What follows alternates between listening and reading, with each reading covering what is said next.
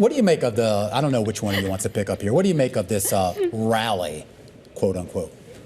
It's not much of a rally. Like, you look at the S&P 500, I feel like as many names are up as are down. But if you're a member of the semiconductor world, you're doing pretty well. The SOX is up about 2%. And I think just nearly all of the names that are in that index, guys, are higher today. 29 of 30 names are actually showing some gains here. I'm squarely focused on what's going on between the U.S. and China in London. We are reporting that trade talks are going to continue on Tuesday. The president just moments ago said we're doing well with China. China's not easy, but I'm only getting good reports. Yeah, the fact that discussions are continuing into tomorrow is a good sign, and there haven't been any real negative headlines. The other story, of course, we're keeping an eye on is what's going on with Apple and the Worldwide Developers Conference. Not too far from where you and Carol are, Tim, but no real surprises out of that event today. Yeah. A lot more style than substance, right? There you go. All right. As we get the closing bells here in New York, we'll get to some of the individual movers in a second. Apple closing out the day lower. The Dow Jones Industrial Average relatively unchanged on the day. It takes a while for these numbers to settle, but it looks like it's going to move lower by less than 10 points on the day. The S&P 500 higher by less than 10 points on the day, about 5 points higher than where it started, and that is a gain of about 0.1%. The Nasdaq up about 0.3% on the day. And let's take a look at the Russell 2000. A gain for the Russell 2000 of about 12 points, or about 0.6%. All right, looking at the S&P 500, guys, as I mentioned earlier, kind of an even split. A few more names to the upside, Scarlett. 261 names in the S&P 500 actually gaining ground today, 239 to the downside. All right, let's take a look at the IMAP, which looks at the 11 sectors in the S&P 500. Pretty even split there as well. 6 sectors in the red. The biggest laggards here are utilities and financials, each down about 0.5% to 0.6%. Staples also lower by 0.25%.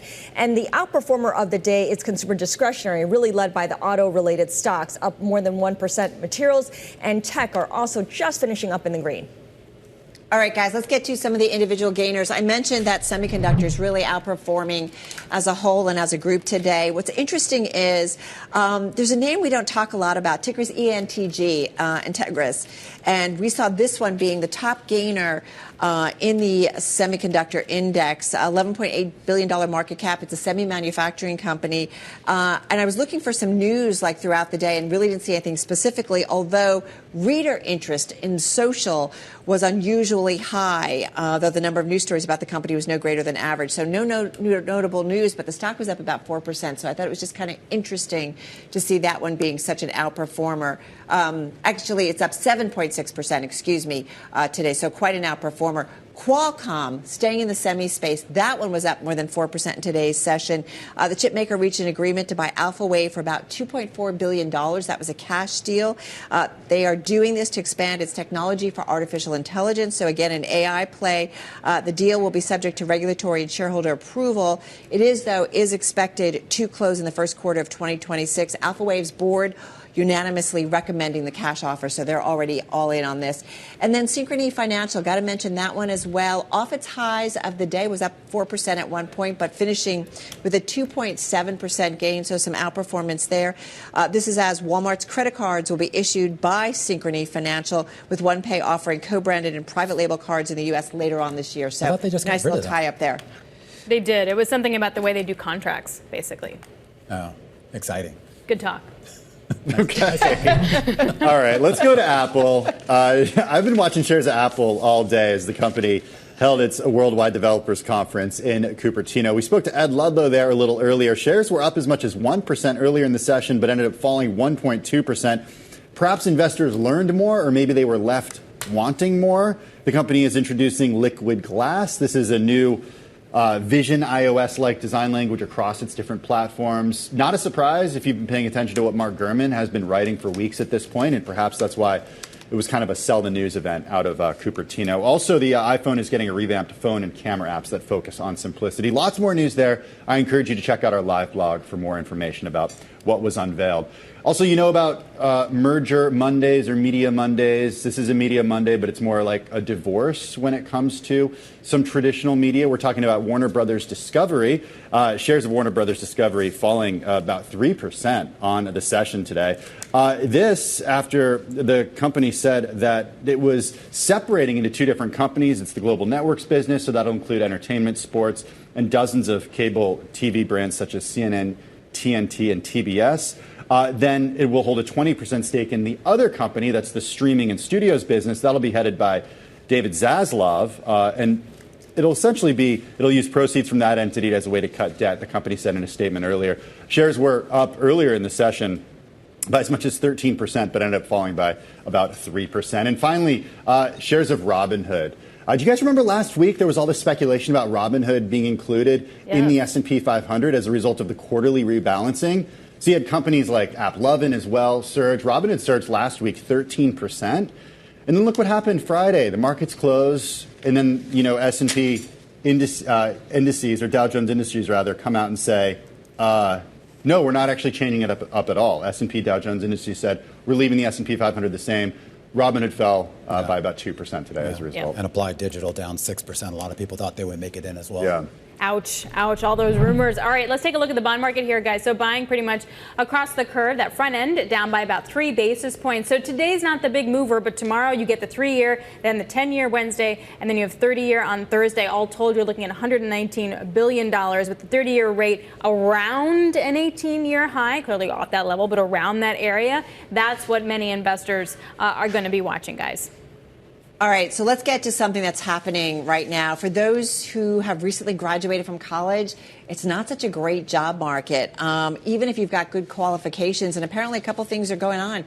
In some cases, it's just companies like not looking to hire. And the other thing is AI is replacing some of the jobs that maybe normally went to college grads.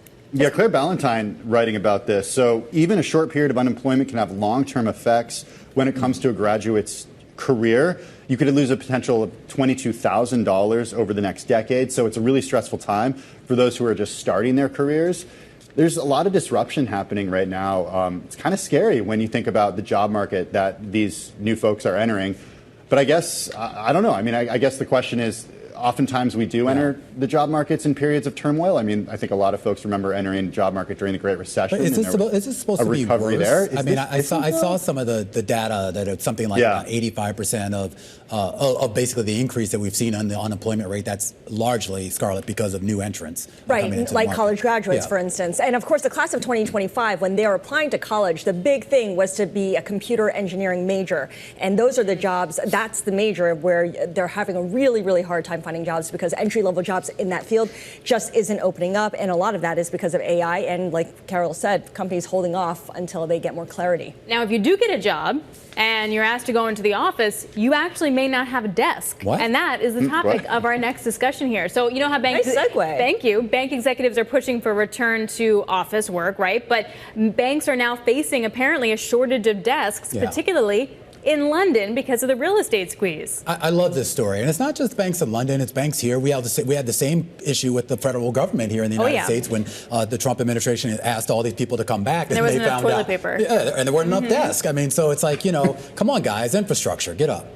Can you imagine having to hot desk all the time? You know, a lot of people have to bring everything with them, their laptop, their shoes, their books with them, whatever, if they need to consult any books because they're not digital. But like you're bringing a little rolly suitcase with you every time you go into the office. You couldn't do that because if you've seen your desk, you and I could not do that because our desks are hot messes. Let's not talk about our desks. Yeah. But if you look at, say, Kayla, like our booker, like she's good to go. Like she can just go to different desks. Who has the cleanest desk of well, I know it's not us. 100% it's not me, Carol, or That's Scarlett. the three of us are out. I think it's just a Tim versus Romaine situation. I think Tim probably has a beat, right? I don't know. Did you guys?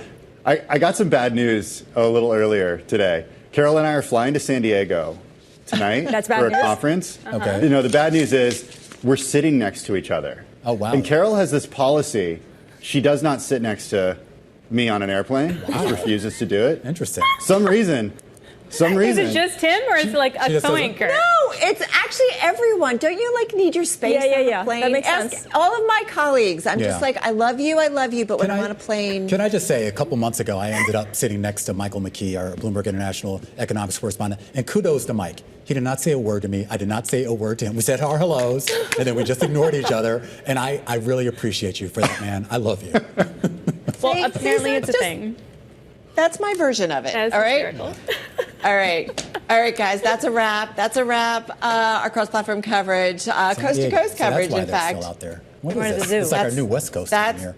I might change my flight. Let Carol go by herself. That's what we're going to do. I might walk to San Diego. All right, guys. We will see you again on Wednesday. Maybe.